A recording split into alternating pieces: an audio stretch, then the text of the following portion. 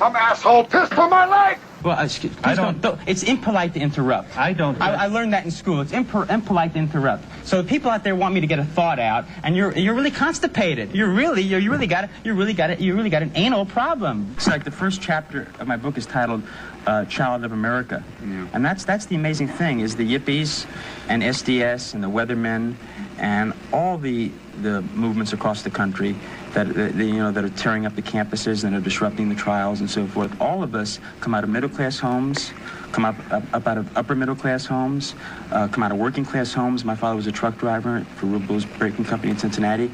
We're not invaders from Mars. We're not invaders from the Soviet Union or China. We come right out of the living rooms of Middle America. You see, and we have experience.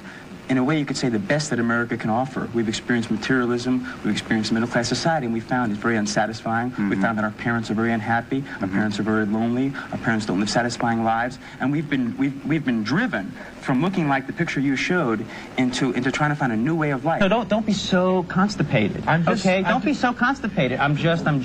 And most young people in this country experience death before life. That they're born dead because they're prisoners in the home. They're prisoners in the school system. And then all of a sudden, something happens. They're involved in a demonstration. They get stoned. Something happens, and they wake up, and they decide, wow, everything my parents have told me is a lie. Everything I learned in the school system is a lie. And America right now is the Roman Empire. You're so frightened, man. Ego. You are scared to death. You are so frightened. You are scared of losing your job. You're scared to death of life itself. You're scared how would you know that? So you know what you're asking me? How would you know? You haven't given me an opportunity to make any points, Jerry. Your question. You know what your question? Let's let your question. I know what my question. Commercial. Why do we need a commercial? No, I want this.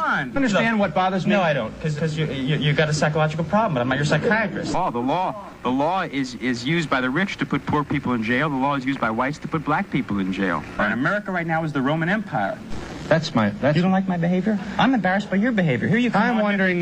Here you come on here with a suit and a tie, and that suit and tie is the uniform of imperialist America. Do you know people who speak in a calm, silly voice like you with a suit and tie are the exact same people who are running the jail system, running the court system, running the corporations. You look like a college dean running the school prisons, which oppress young people. People who look less like you are the same type of people that are running the war in Vietnam. Understand what bothers me? No, I don't, because you got a psychological problem, but I'm not your psychiatrist. The war in Vietnam is going to end when the American army puts down its guns or turns its guns around and aims it at the head of the generals.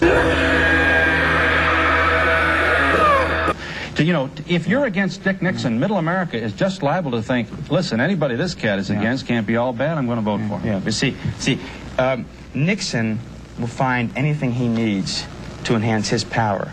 The fact is there's got to be polarization in the country, and you're really constipated. You really got an anal problem. Understand what bothers me? No, I don't, because you got a psychological problem, but I'm not your psychiatrist. You're so incapable of functioning. I'm totally incapable of. I'm a misfit. Haven't you realized? I'm a misfit. I don't fit in to this plastic TV show with this plastic TV personality. I don't fit into that.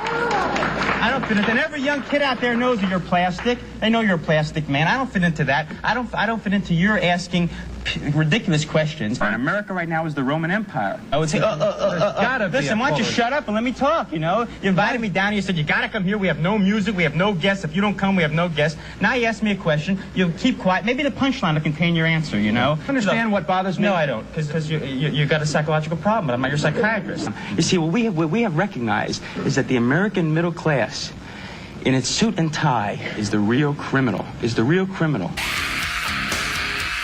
We've got to relate to the fact that in every jail in this country, 90% of the prisoners are black. 90% of the prisoners are black, and in this country, 10% of the people are black, because the jails are nothing more than concentration camps where white society stores its black people. Understand what bothers me? No, I don't, because you got a psychological problem, but I'm not your psychiatrist, and you're really constipated. You really got an anal problem. Come here, so nice. Hey, why don't you finish, man? Why don't you let me finish? You're interrupting a lot. You're really interrupting a lot. You're very nervous. You're so nice to her, and you don't treat me. Okay, go ahead, talk to her. A lot of people go around this country, the patriots go around this country advocating to overthrow the Russian government, the Chinese government. Nothing happens to them. They're dressed in red, white, and blue. They're the American Legion. The test comes when you advocate change in your own country. Understand what bothers me? No, I don't, because you've got a psychological problem, but I'm not your psychiatrist. Is that young people find out that the schools are jails, babysitting agencies. They don't get educated there, and we've got to take our education into our own hand. I don't know of a single person who's been put in jail because they have short hair, because they drink alcohol, and because they have a suit and tie. I know hundreds of thousands of people who are in jail because they smoke pot, because they have long hair, and because they dress crazy. You got it all backwards. We urge destruction of the war machine. I mean, America is the most destructive, violent country that exists on the earth today. Americans involved in a genocidal war against Asia, and we urge the destruction of the Pentagon, that instrument that's carrying out the war. And America right now is the Roman Empire. I was wondering, Jerry, why, if all of your ideas are so good about how to stop the war and everything, why hasn't it stopped yet? It won't stop. Well, the reason it won't stop is because the people who are running it don't care what the American people think. The war in Vietnam is very unpopular, but what we're finding out is the American people have no power. Almost everyone's against the war these days. It doesn't mean anything to be against the war. And you're really constipated. You really got an anal problem. Oh, you see, America only responds to fire. They only recognize poverty when the ghetto's burned. All of a sudden, the ghetto's burned, and people said, hey, maybe people are poor, maybe blacks are oppressed. They only recognized the war in Vietnam when somebody burned himself on the Pentagon, when 100,000 people went up and sieged the Pentagon. You know, take these liberal senators like McCarthy and McGovern and Kennedy, all those guys. They only spoke after the crazies, the freaks, the nuts, the idiots went into the streets and started burning draft cards, started throwing rocks at buildings. Then all of a sudden they said, well, these young people, their methods not be good, but they got a point. What are we doing over in Asia anyway? You see, so we know that this country only responds to polarization and dramatic protest. We're talking with Jerry Rubin, a member We're talking with Phil Donahue and Smoke Dope.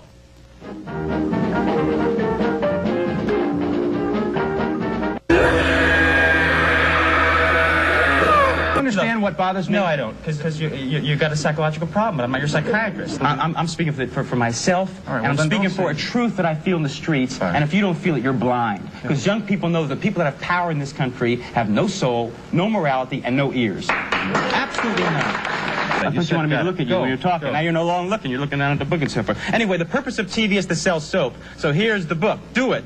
Young kids should steal it. This book is banned in Cincinnati. Shiloto's, Pogues, all those pig department stores, none of them will carry the book. You can only get it, I think, in... you can only get it in, I think, Kids and one of the campus bookstores. Young kids should go in and say, where's the book? See, they won't hold it, but they got all the kinds of books by all the right-wing liberal professors and so forth. They won't hold this book. This book, first sentence, this book will become a Molotov cocktail in your very hands. Page 4 it says, you got to read it stoned. You say, read this book stoned. Yeah. You say... Do it! Do it! Your friend better stay here, because we're going to go over see some people of mine. And they don't like strange dudes. They don't fuck around. And that is that back in the early 60s, when it was terribly unpopular, when to suggest that the war was wrong, the Vietnam War, you were a communist homosexual.